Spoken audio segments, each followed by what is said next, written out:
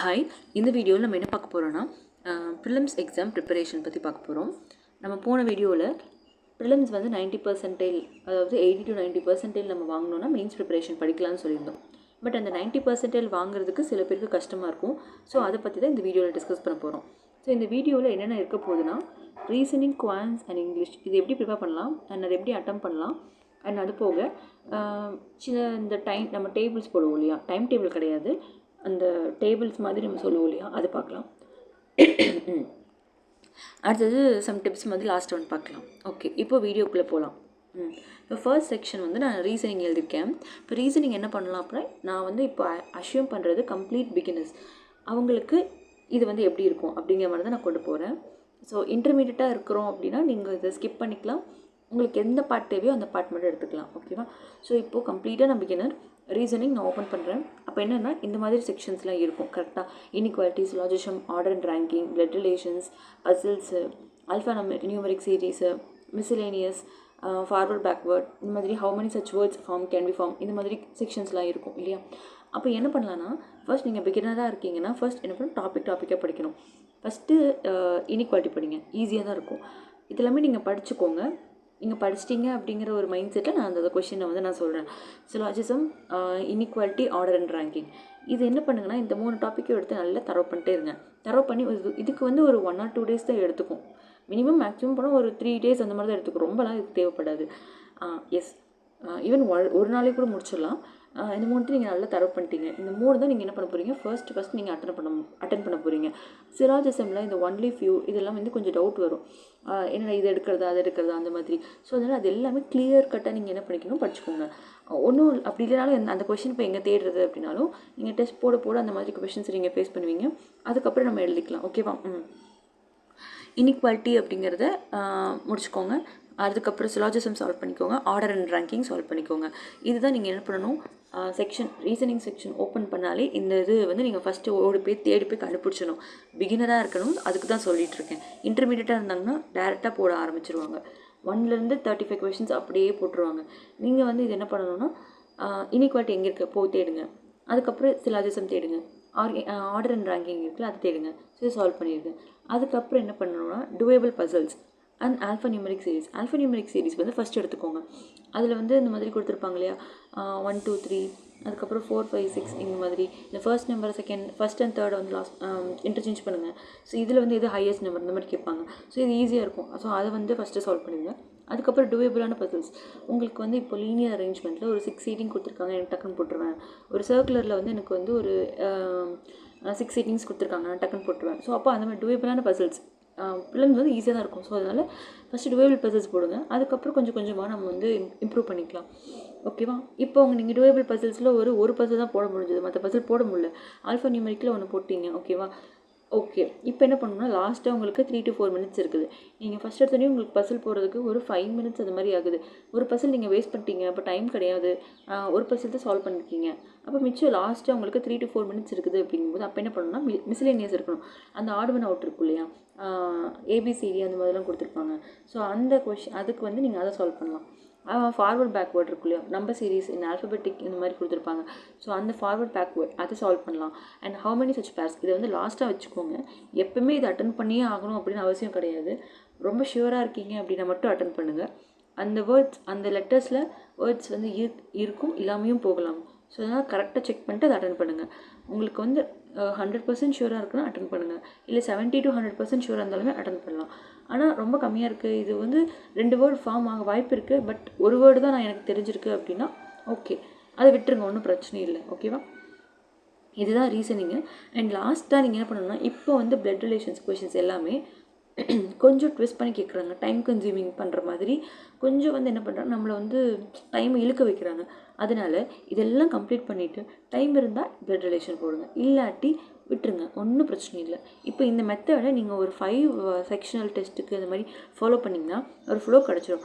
அதுக்கப்புறம் உங்களுக்கு blood relation போடுறதுக்கான டைம் நல்லாவே கிடைக்கும். ஓகேங்களா? ஸோ இந்த மாதிரி ஒரு எவ்வளோ செக்ஷனல் போடணும், எவ்வளோ ஃபுல் டெஸ்ட் போடணும் அந்த மாதிரிலாம் கிடையவே கிடையாது. நீங்கள் எந்த அளவுக்கு எந்த டெஸ்ட்டில் நீங்கள் வந்து உங்களுக்கு இப்போ ஃபார் எக்ஸாம்பிள் 35 கொஷின்ஸ் எடுக்கிறீங்க, அப்போ நீங்கள் வந்து இப்போ வந்து ஒரு 20 தான் எடுக்கிறீங்க. ஓகே, அடுத்த டெஸ்ட்டில் வந்து நீங்கள் என்ன பண்ணணும், 21 ஆக்கணும்னு சொல்லி படிக்கணும். அடுத்த டெஸ்ட்டில் 21.5 வர வரணுன்னாவது நீங்கள் படிக்கணும். கொஞ்சம் கொஞ்சமாக கிராஜுவலாக இம்ப்ரூவ் ஆகும். மேம் இந்த கிராஜுவலாக எப்படி மேம் இம்ப்ரூவ் ஆகும் அப்படின்னா, திருப்பி திருப்பி பண்ணிட்டே இருக்குங்க. அதாவது இந்த கிராஜுவல் எவ்வளோ நாள் எடுக்கும், ஒவ்வொருத்தவங்களுக்கும் ஒவ்வொரு நாள் எடுக்கும். ஸோ அதனால் நீங்கள் இப்படி தான் படிக்கணும், இந்த மாதிரி தான் நீங்கள் இருக்கணும் அப்படிலாம் கிடையாது. இன்றைக்கி நீங்கள் 20 எடுத்திங்கன்னா நாளைக்கும் அந்த 20 வரலாம். அந்த 20 வந்து ஓகே கரெக்டாக நம்ம மெயின்டைன் பண்ணிருக்கோம். 20 நம்மளுக்கு இருக்குது. அடுத்தது நம்ம அந்த இதை வந்து 21 எப்படி ஆக்கணும் அதுக்கு யோசிங்க. எந்த செக்ஷனை நம்ம தப்பு பண்ணிகிட்ருக்கோம், அப்போ அந்த செக்ஷனை போய் நம்ம போடணும். ஓகேவா? அந்த செக்ஷனை திருப்பி திருப்பி பிடிஎஃப் எடுத்து சால்வ் பண்ணுறது அந்த மாதிரி பண்ணுங்கள். டைம் வேஸ்ட் பண்ணுங்கள். ஓகேவா? ஸோ இது போக என்ன இம்பார்ட்டன்ட் திங்ஸ் அப்படின்னா, இந்த ரீசனிங்கில் நான் லாஸ்ட்டாக சொல்கிறேன். ஓகே, அதை பார்ப்போம். அடுத்தது குவான்ஸ் பார்க்கலாம். குவான்ஸில் வந்துட்டு சிம்பிளிஃபிகேஷன் சால்வ் பண்ணுங்கள். சிம்பிளிஃபிகேஷனுக்காக தான் நம்ம என்ன பண்ணுறோம், இந்த க்யூப்ஸு, ஸ்கொயர்ஸு, அதுக்கப்புறம் டேபிள்ஸ் இதெல்லாம் நம்ம படிக்கிறோம். ஓகேவா? எஸ். க்யூப்ஸ் வந்து நீங்கள் வந்து ஒரு 30 படிச்சுக்கலாம். எஸ் சாரி, க்யூப்ஸ் வந்து 20 படித்தா போதும்ட்டுலாம் இல்லை, எக்ஸ்ட்ரா படிக்கிறது நல்லது தான். 20 வந்து நீங்கள் நல்லா படிச்சிட்டிங்கன்னா நிறைய கொஷின்ஸ் நல்லா டக்குன்னு சால்வ் பண்ணலாம். ஸ்கொயர்ஸ் வந்து 50 படிச்சுக்கோங்க. ஓகேவா? அண்ட் டேபிள்ஸ் வந்து 20 into 20 அது வரைக்கும் படிச்சுக்கோங்க. இப்படி தான் படிக்கணுமா, எக்ஸ்ட்ராவும் படிச்சுக்கலாம். ஓகேவா? எஸ். ஷார்ட்கட்ஸில் வந்துட்டு ஒரு 2-3 ஷார்ட்கட்ஸ் மட்டும் இது பண்ணிக்கோங்க. 5 வந்து என்ன பண்ணணும், அதுக்கப்புறம் வந்து 4 வந்து என்ன பண்ணணும், டிவைடட் பை 4 வந்து என்ன பண்ணலாம், 2 நம்பரை மல்டிப்ளிகேஷன் பண்ணால் எப்படி ஷார்ட்கட்டாக பண்ணலாம்.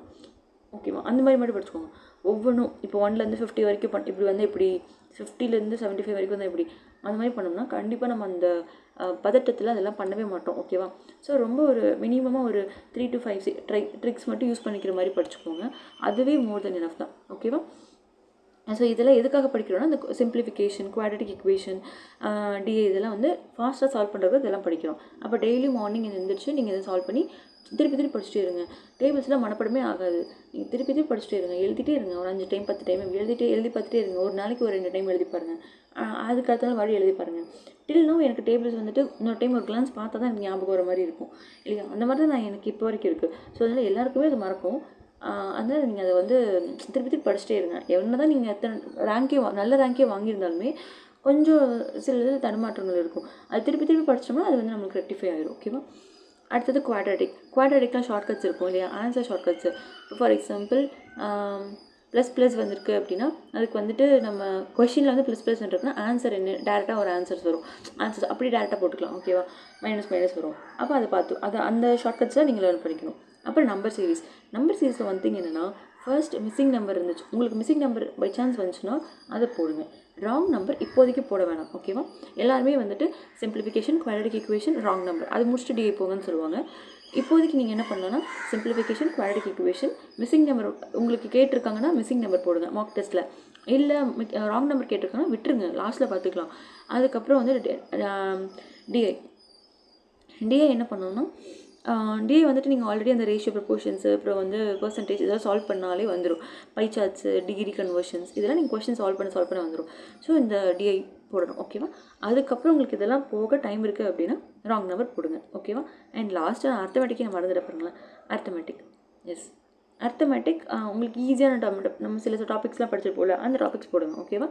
அர்த்தமேட்டிக்கும் உங்களுக்கு ஓகே அப்படி அர்த்தமேட்டிக்கில் உங்களுக்கு ஒரு 2-3 கொஸ்டின் தான் தெரியுது அப்படின்னா அதுக்கப்புறம் போயிட்டு ராங் நம்பரை போய் உட்காந்து அதில் போட ட்ரை பண்ணுங்கள். ஓகேவா? ஸோ இந்த மாதிரி செக்ஷன்ஸ் போங்க. போயிட்டு நல்லா ஸ்ட்ராங் பண்ணதுக்கப்புறம் உங்களுக்கே ஒரு ஐடியா கிடச்சிடும். இது வந்து ஒரு பிகினிங்காக எப்படி ஸ்டார்ட் பண்ணுறது, மார்க் டெஸ்ட்டே எனக்கு கம்மியாக வருது அப்படிங்கும்போது இந்த மாதிரி ஃபாலோ பண்ணுங்கள். கண்டிப்பாக உங்களுக்கு ஒரு இம்ப்ரூவ்மெண்ட் கிடைக்கும். எப்போவுமே வந்துட்டு ஒரு கிராஜுவலான இம்ப்ரூவ்மெண்ட் தான் உங்களுக்கு வந்து எப்போவுமே கரெக்டாக இருக்கும்.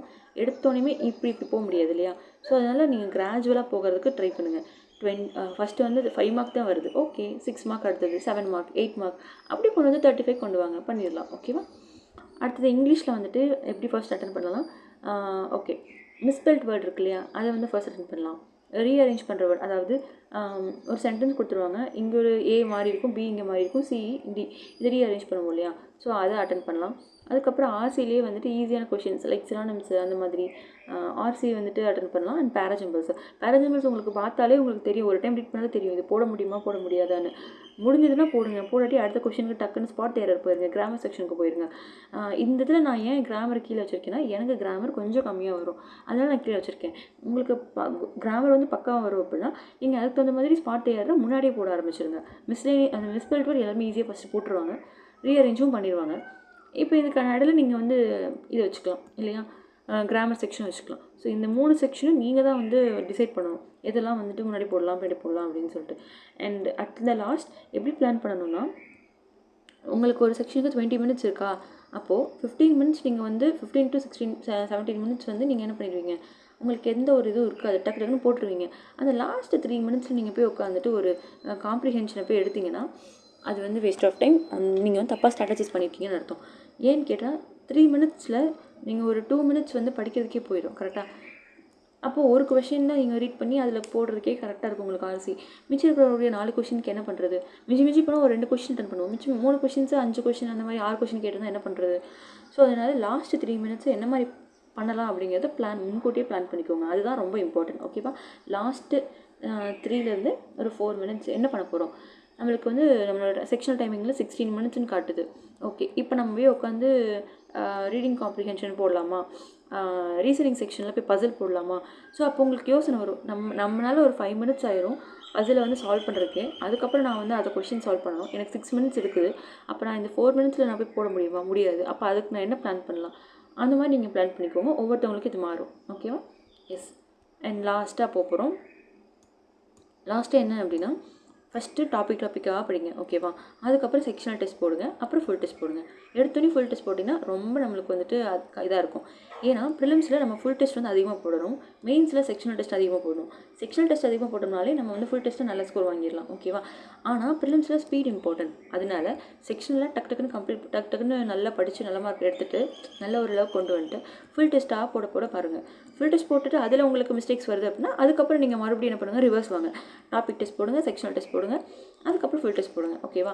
இதுதான் இம்பார்ட்டன்ட். எஸ். என்னென்ன பிளாட்ஃபார்ம் யூஸ் பண்ணலாம் அப்படின்னு கேட்குறாங்க. எனி 2 or 3 பிளாட்ஃபார்ம்ஸ் யூஸ் பண்ணலாம். டெஸ்ட் புக் வந்துட்டு ரொம்ப பிகினர், இப்போ தான் நான் வந்துட்டு புள்ளியே வைக்க போகிறேன் பேங்கிங் எக்ஸாமுக்கு அப்படின்னா டெஸ்ட் புக் இஸ் குட். ஏன்னா அது ரொம்ப ஓரளவுக்கு கொஷின்ஸ் ஓரளவுக்கு நல்லா ஈஸியாகவே இருக்கும். நம்மளுக்கு வந்து கான்ஃபிடன்ஸ் வந்து கம்மியாகாது. ஓகே, நம்மளாலே முடியும் அப்படிங்கிற ஒரு கான்ஃபிடன்ஸ் இருக்கும். ஸோ டெஸ்ட் புக் வந்து யூஸ் பண்ணலாம். அண்ட் அது போக நான் வந்து ஓரளவுக்கு மீடியமாக இருக்கேன், ஆனால் அதுக்கப்புறம் என்ன பண்ணலாம் அப்படின்னு கேட்டால் ப்ராக்டிஸ் மார்க், ஆலிபோர்ட், கைட்லி, ஸ்மார்ட் கீ தான். நான் வந்து பர்சனலாக இந்த 2 யூஸ் பண்ணியிருக்கேன். இந்த 2 நான் யூஸ் பண்ணதில்லை, நான் வந்து கேள்விப்பட்டிருக்கேன் இதுவும் நல்லாயிருக்கு அப்படின்னு சொல்லிட்டு. ஸோ உங்களுக்கு எது பிடிச்சிருக்கோ அதை யூஸ் பண்ணிக்கலாம். ஓகேவா. ப்ராக்டிஸ் மார்க் வந்துட்டு கொஞ்சம் நல்லா டிஃபிகல்ட்டி லெவல் கொஞ்சம் அதிகமாக இருக்கும். ஈவன் நான் வந்துட்டு 5 மார்க்கு to 20 மார்க் அது மாதிரிலாம் வாங்கினதுலாம் உண்டு. ஸோ அதுக்கப்புறம் ஆலிபோர்டு கொஞ்சம் நல்லா டீசெண்டாக இருக்கும். எனக்கு இந்த கைட்லி அண்ட் ஸ்மார்ட் கீரை பற்றி எனக்கு தெரியல, நான் இந்த டெஸ்ட் போட்டதில்லை. அண்ட் அந்த நம்ம வீடியோவோட லாஸ்ட் செக்ஷனுக்கு வந்துட்டோம். இதில் வந்துட்டு டேபிள் எப்படி போடலாம் அப்படின்னு சொல்லி நான் சொல்கிறேன். டேபிள் வந்துட்டு நான் அன்றைக்கி போன டைம் சொன்னேன் இல்லையா, ஃபஸ்ட்டு நீங்கள் பிகினராக இருக்கீங்க, டாபிக் டெஸ்ட்லாம் முடிச்சிட்டிங்க, செக்ஷனுக்கு என்ன பண்ணுங்கள், ஒரு A4 ஷீட்டோ இல்லை ஒரு நோட்டோ எடுத்துகிட்டு ரீசனிங்க்கு இந்த மாதிரி ஒரு டேபிள் போட்டுக்கோங்க. டேபிளில் சீரியல் நம்பர், எந்த பிளாட்ஃபார்ம், நான் டெஸ்ட் புக்கில் போடுறேன்னா டெஸ்ட் புக், ஆலிபோர்டில் போடுறேன்னா ஆலிபோர்ட், ப்ராக்டிஸ் மார்க்கில் போடுறேன்னா ப்ராக்டிஸ் மார்க். பிகாஸ் அப்போ தான் தெரியும் நீங்கள் எல்லா டெஸ்ட்லையும் எந்த ரேஞ்ச் வாங்குறீங்க அப்படின்னு சொல்லிட்டு. அப்போ ரீசனிங்கில் கரெக்ட் கொஷின், இப்போ 35 கொஷின்ஸ்க்கு வந்துட்டு ஆர்ஆர்பி சொல்கிறேன், இந்த மாதிரி 35 கொஷின்ஸ் வருது IBPSP ப்ரிலிம்ஸில், கிளர்க் ப்ரிலிம்ஸில். அப்போது கரெக்ட் வந்து நான் ஒரு 25 கரெக்டாக ஆகுது, ராங் வந்து 5. அதுக்கப்புறம் வந்து ஸ்கோர் ஒன்று வரும். அதுக்கப்புறம் டோட்டலாக வந்து 30 கொஷின்ஸ் அட்டன் பண்ணியிருக்கேன். பர்சன்டேஜ் வந்து எனக்கு 65% வருது. அக்யூரசி வந்து ஒரு 85% வருது. ஓகேவா. அடுத்த டெஸ்ட் எழுதுறேன், 26 கொஷின்ஸ் கரெக்ட் ஆகுது, 4 கொஷின்ஸ் ராங் ஆகுது, ஸ்கோர் ஒன்று வரும். டோட்டல் அட்டெம்ப்ட் 30 கொஷின்ஸு, பர்சன்டேஜ் வந்து ஒரு 70 வருது. அப்புறம் அக்யூரசி வந்து ஒரு 85. ஸோ இப்போ என்ன ஆகுது, கிராஜுவலாக நம்மளுக்கு இம்ப்ரூவ் ஆகுது. இங்கே இம்ப்ரூவ் ஆகும்போது இந்த ராங் நம்பர்ஸ் குறையணும். ஓகேவா. குறைஞ்சிட்டே வரணும். லாஸ்ட்டு ஒரு 2, 1 அதை அப்படியே மெயின்டைன் பண்ணிட்டே இருந்திங்கன்னா உங்களுக்கு அப்புறம் 0 ஆயிரும். ஓகேவா. ஸோ இந்த மாதிரி தான் பண்ணணும். இந்த மாதிரி ஒவ்வொரு செக்ஷனுக்கும் போடுங்க, குவான்ஸ் போடுங்க, இங்கிலீஷ் போட்டு எழுதுங்க. ஓகேவா. Correct, wrong, scores, total attempt, எத்தனை அட்டெம்ப்ட் போட்டிருக்கேன், அதுக்கப்புறம் பர்சன்டேஜ், அக்யூரசி. நம்ம இம்பார்ட்டண்ட்டாக பார்க்க வேண்டியது இந்த பர்சன்டேஜ். நான் இங்கே சொல்கிறேன்ல 85லேருந்து 90க்குள்ளே வந்துருச்சு அப்படின்னா ஓகே, யூஆர் ஃபைன். நீங்கள் மெயின்ஸ்க்கு ஸ்டார்ட் பண்ணிடுங்க, டக்குன்னு ஸ்டார்ட் பண்ணிடுங்க அப்படின்னு அர்த்தம். ஓகேவா. எஸ். நான் வந்து ரீசனிங் இதாவது செக்ஷனில் சொல்கிறேன், பட் இது வந்து ஃபுல் டெஸ்ட்டில் தான் இதை நீங்கள் கன்சிடர் பண்ணிக்கணும். ஓகே. இந்த ஃபுல் டெஸ்ட்டுக்கும் அதே மாதிரி தான். ஃபார் எக்ஸாம்பிள் நான் வந்து டெஸ்ட் புக்கில் போடுறேன், ஃபஸ்ட்டு டெஸ்ட்டு டெஸ்ட் புக்கில் போடுறேன், ரீசனிங் இவ்வளோ கொஷின்ஸ் தப்பு, இவ்வளோ கொஷின்ஸ் ரைட்டு. அதே மாதிரி அக்யூரசி, பர்சன்டேஜ் போட்டுக்கோங்க. அக்யூரசி பர்சன்டேஜ், அப்புறம் டோட்டலாக ஒரு ஸ்கோரு, அப்புறம் பர்சன்டேஜ். இந்த பர்சன்டேஜ் மட்டும் நீங்கள் இம்ப்ரூவ் பண்ணிட்டே இருக்கணும். ஓகேவா. இது வந்து அடுத்த லெவல் கொண்டு போயிட்டே இருக்கணும். எஸ். அண்ட் லாஸ்ட்டாக இம்பார்ட்டண்ட்டாக வந்து ஒன்று ஷேர் பண்ணணும்னு நினச்சேன். என்னென்னா மிஸ்டேக்ஸ் நோட்ஸ்னு வந்து ரெடி பண்ணிக்கோங்க. ஓகேவா. ரொம்ப இம்பார்ட்டன்ட். Mistakes notes. மிஸ்டேக்ஸ் உங்களுக்கு என்ன மாதிரி பிடிக்குதோ அந்த பேருக்கு அந்த மாதிரி வச்சுக்கோங்க நோட்ஸு. என்னென்னா ஃபஸ்ட் என்ன பண்ணுங்கன்னா, லைக் இப்போ பசில்ஸில் நம்ம எபோவ் பிலோன்னு எடுத்துருவோம். அப்போ பசிலில் தமிழ் எழுதுங்க. பசிலில் எபோவ் பிலோவில் மாற்றி எழுதுகிறேன். எபோவ் பிலோ நான் கன்ஃபியூஸ் ஆகிக்கிறேன். ஓகேவா, அது எழுதிக்கோங்க. செகண்ட் கொஷின், சிலோஜிசமில் ஒன்லி ஃபியூ எனக்கு தப்பாக இருக்குது, ஒன்லி அ ஃபியூ வந்து ராங் ஆகுது. ஓகேவா, ஸோ இது மாதிரி நீங்கள் தமிழில் உங்களுக்கு எப்படி பிடிக்குதோ அது மாதிரி எழுதிக்கோங்க. எழுதிட்டு ஃபஸ்ட்டு ஒரு டெஸ்ட் போட்டிருப்பீங்களா, இந்த காலமை ஃபில் பண்ணியிருப்பீங்களா, அதுக்கப்புறம் போயிட்டு என்ன பண்ணணும், அடுத்த டெஸ்ட்டுக்கு ரெடி ஆகிட்டீங்க, எல்லாம் அனலைஸ்லாம் பண்ணிட்டீங்க, அடுத்த டெஸ்ட்டுக்கு ரெடி ஆகிடுச்சு ஒரு 2 நாள் கழிச்சு. அப்போ என்ன பண்ணணும்னா இந்த மிஸ்டேக் நோட் எடுத்து ஓகே பசிலில் நான் எபோவ் அண்ட் பிலோ தப்பு பண்ணியிருக்கேன், ஓகே அதை செக் பண்ணிக்கிறேன், ஓகே அதை நான் வந்து இந்த டைம் கான்ஷியஸாக இருக்கும். அடுத்து சிலோஜிசமில் ஒன்லி ஃபியூ, ஓகே அதுக்கு நான் படிச்சுட்டேன், இப்படி தான் போடணும். அது மாதிரி குவான்ஸில் வந்துட்டு நான் வந்து கியூபுக்கு பதிலாக ஸ்கொயர் பண்ணிடுறேன். எல்லாமே தமிழ் எழுதுங்க. உங்களுக்கு என்ன லாங்குவேஜ் பிடிக்குதோ அந்த மாதிரி எழுதுங்க. எழுதி அதை வந்து வச்சுக்கோங்க. ஓகேவா, அது மட்டும் இல்லாமல் இப்போ ஒரு ஃபஸ்ட்டு டெஸ்ட்டு எக்ஸாம் போகிறீங்க அப்படின்னா இதுலேயும் எக்ஸ்பீரியன்ஸும் பண்ணிக்கோங்க. ஓகேவா, நான் அப்படி தான் வச்சுருந்தேன். ஃபஸ்ட்டு ஆர்ஆர்பி பிஓ போகிறப்போ கையில் ரொம்ப நடுங்குச்சு, ரொம்ப பதட்டமாக இருந்துச்சு, ஏதோ ஒன்று மறந்துட்டு போயிட்டேன். ஸோ அதெல்லாம் எழுதுவேன். எக்ஸாம் முடிச்சுட்டு வந்ததுக்கப்புறம் 2-3 டெஸ்ட்டுகள் எழுதினாலும் போதும், அதுக்கு அப்படியே ஆட்டோமேட்டிக் ஆகிடும். ஃபஸ்ட்டு வந்து என்ன பண்ணேன், கை நடுங்கிடுச்சு, அவங்க சைன் போடுறப்போ நடுங்கிடுச்சு, ரொம்ப பதட்டமாயிட்டேன். அந்த மாதிரி நீங்கள் எக்ஸாம் முடிச்சுட்டு வந்துட்டு அதை ஃபீல் பண்ணுங்கள். ஓகேவா, வேறு பிளேஸில் உங்கள் வீட்லேயே வந்து வேறு பிளேஸில் உட்காந்து மாக் டெஸ்ட் போட்டு பாருங்கள். உங்கள் மவுஸை வந்துட்டு சென்சிட்டிவிட்டி கம்மி பண்ணி ரொம்ப ரஃபாக வச்சு அதில் போட முடியுமா, அதில் என்ன பண்ணலாம், அந்த மாதிரிலாம் வந்து உங்களோட டஃப் சுச்சுவேஷனை ஹேண்டில் பண்ணுற மாதிரி எல்லாமே நீங்கள் இங்கேருந்தே ப்ராக்டிஸ் பண்ணிட்டு போய்க்கோங்க. ஓகேவா, எஸ். அண்ட் லாஸ்ட் வந்து என்னென்னா ஒரு ஸ்டடி சர்க்கிள் வந்து ரொம்ப கம்மியாக வச்சுக்கோங்க. 2 to 3 மெம்பர்ஸ் இருந்தால் போதும். ஓகேவா, ரொம்ப பெரிய சர்க்கிள் இருந்துச்சுன்னா நம்ம வந்து டிவேட் ஆயிடும். அதனால 2 to 3 சர்க்கிள்ஸ், 2 மேக்ஸிமம் 3, அது உங்களோட இஷ்டம் தான். பட் நல்லா படிக்கிற உங்களை மாதிரியே இருக்கக்கூடிய உங்களை விட அதிகமாக இருந்தால் ரொம்ப பெஸ்ட் தான். ஓகேவா, ஸோ 2 to 3 இது வந்துட்டு போட்டுக்கோங்க. 2 பேரும் இது பண்ணிக்கோங்க. மார்க்ஸை ஷேர் பண்ணுங்கள். ரொம்ப காம்படிட்டிவாக இருக்கணும். இதில் வந்துட்டு அவன் அப்படி மார்க் எடுத்துட்டான், இவன் எப்படி மார்க் எடுத்துட்டான், அந்த மாதிரிலாம் பண்ணாமல் ஓகே என் ஃப்ரெண்ட் வந்து இதே டெஸ்ட்டில் 2 பேர் சேர்ந்து போட்டோம். ஃபார் எக்ஸாம்பிள் அவங்க வீட்டிலேருந்து ஒரு டெஸ்ட் போட்டாங்க. டெஸ்ட் புக்கில் 5 நம்பர் போட்டாங்க. என்கிட்ட சொல்லிட்டாங்க, நானும் 5 நம்பர் போட்டேன். அதுக்கப்புறம் நான் போட்டதுக்கப்புறம் நானும் முடிச்சதுக்கப்புறம் நாங்கள் மார்க் ஷீட்ஸை ஃபோட்டோ எடுத்து ஷேர் பண்ணிட்டோம். அதில் அவங்க வந்து ரீசனிங்கில் வந்து 35 கொஷின்ஸ் அட்டன் பண்ணியிருக்காங்க. நான் வந்து 32 கொஷின்ஸ் அட்டன் பண்ணியிருக்கேன். அப்போ நான் கேட்குறேன், 33 கொஷின்ஸ் எப்படி அட்டன் பண்ணேன், எக்ஸ்ட்ரா எதில் டைம் கரெக்ட் பண்ணேன் அப்படின்னு கேட்பேன். அந்த மாதிரி நீங்கள் வந்து எக்ஸ்சேஞ்ச் பண்ணிக்கலாம். ஓகே உனக்கு வந்து 85% வருது, ஓகே எனக்கு 80 தான் வந்திருக்கு, ஓகே இப்போ நான் வந்து குவான்ஸில் இன்னும் இம்ப்ரூவ் பண்ணணும், ஓகே ரீசனிங்கில் நான் இன்னும் இதில் வந்து நான் மிஸ்டேக்ஸ் கம்மி பண்ணணும். அந்த மாதிரி நீங்கள் ஷேர் பண்ணிக்கணும். ஓகேவா, இதுதான் இம்பார்ட்டண்ட்டு. மார்க் அதிகமாக வாங்கிட்டாங்கன்னு சொல்லி இது பண்ணக்கூடாது. அவங்க எப்படி வாங்கிட்டாங்க அது பெனிஃபிட் தான். அப்போ அவங்ககிட்ட நம்ம நிறைய கற்றுக்கலாம். ஓகேவா, ஸோ அந்த மாதிரி பண்ணிக்கோங்க. அண்ட் இந்த எக்ஸ்பீரியன்ஸ் நோட் வந்துட்டு ரொம்ப ஹெல்ப்ஃபுல்லாக இருக்கும்.